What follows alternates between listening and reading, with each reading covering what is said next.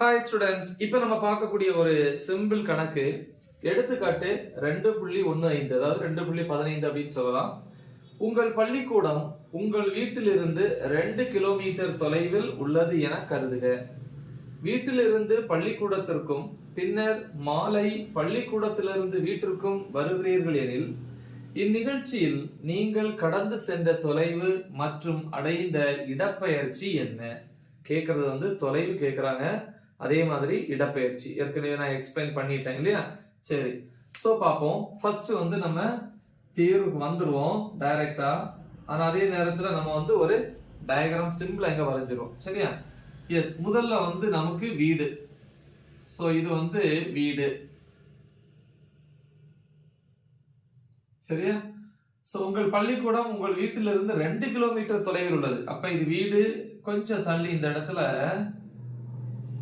பள்ளிக்கூடம்.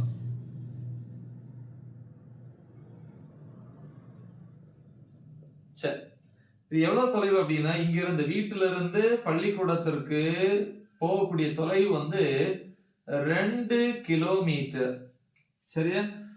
வீட்டில இருந்து பள்ளிக்கூடத்திற்கும் பின்னர் முதல்ல எங்க இருந்து கிளம்புறாங்க? வீட்டில இருந்து. இங்க இருந்து நாம கிளம்பி எங்க போறோம்? இங்க போறோம். இங்க போயிட்டு அதோட முடிஞ்சிடல. இது முதன்மை அல்லது தொடக்க புள்ளி, இது இறுதி புள்ளின்னு கிடையாது. ஏன்னா நாங்க போயிட்டு திருப்பி இங்க வீட்டுக்கு வரோம். கொடுத்துருக்கோம் பாத்தீங்களா?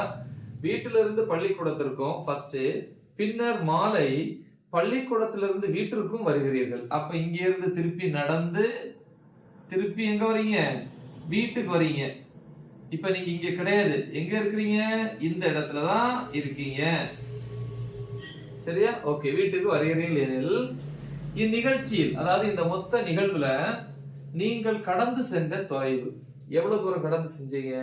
தொலைவுங்கிறது ஸ்கேலார் அளவு சொல்லியிருக்கோம் இல்லையா? மொத்த தொலைவு, அதாவது படிச்சிருக்கோம், இங்க இருந்து அங்க போயிட்டு அப்புறம் அங்க இருந்து இங்க வந்தது. அப்ப நம்ம எழுதலாம், கடந்த தொலைவு அப்படின்னு வரும்போது ரெண்டையும் ஆட் பண்ணணும். அப்ப இங்க இருந்து போகும்போது 2 கிலோமீட்டர், அங்க இருந்து இங்க வரும்போதும் 2 கிலோமீட்டர். தொலைவுங்கிறது ஒரு ஸ்கேலார் அளவு. எந்த திசையில போனாலும் நம்ம ஆட் தான் பண்ணுவோம் மொத்த தொலைவுக்கு. ஏன்னா இதுக்கு திசை கிடையாது இல்லையா? சோ அப்ப கடந்த தொலைவு சமம் 2 + 2 = 4 கிலோமீட்டர். இது ஃபர்ஸ்ட். ரெண்டாவது என்ன கேக்குறாங்க அப்படின்னா, இடப்பெயர்ச்சி. என்ன கேக்குறாங்க? இடப்பெயர்ச்சி. இடப்பெயர்ச்சின்னு என்ன? தொடக்க புள்ளிக்கும் இறுதி புள்ளிக்கும் அல்லது முதல் நிலைக்கும் இறுதி நிலைக்கும் இடைப்பட்ட மிகச்சிறிய தொலைவு.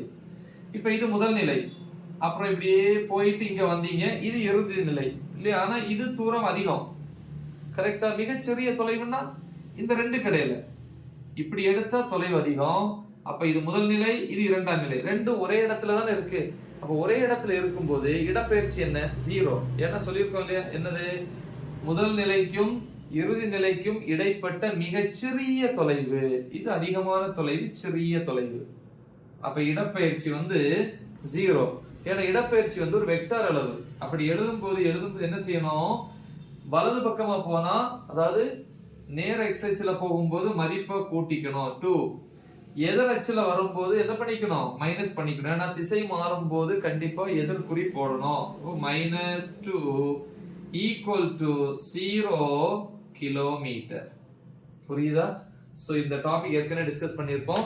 அப்ப ஒரு மனுஷன் அல்லது ஒரு பொருள் கடந்து சென்ற பாதையினுடைய மொத்த நீளம், அதுதான் கடந்த தொலைவு. அப்ப கடந்து போனது இங்க இருந்து இங்க 2 கிலோமீட்டர், இங்க இருந்து 2 கிலோமீட்டர். இடப்பெயர்ச்சிங்கிறது முதல் நிலைக்கும் இறுதி நிலைக்கும் இடைப்பட்ட மிகச்சிறிய தொலைவு. அப்ப இதுதான் முதல் நிலை, அங்கேதான் திருப்பியும் வந்திருக்கும் இறுதி நிலை. 2 இடைப்பட்ட மிகச்சிறிய தொலைவு அப்படின்னு சொல்லும் போது 0. கரெக்டா? இப்ப எக்ஸாம்பிள் பாருங்க. இது வீடு முதல் நிலை, ஃபர்ஸ்ட் ஸ்டேஜ். இது இரண்டாம் நிலை அப்படின்னு வச்சுப்போம்.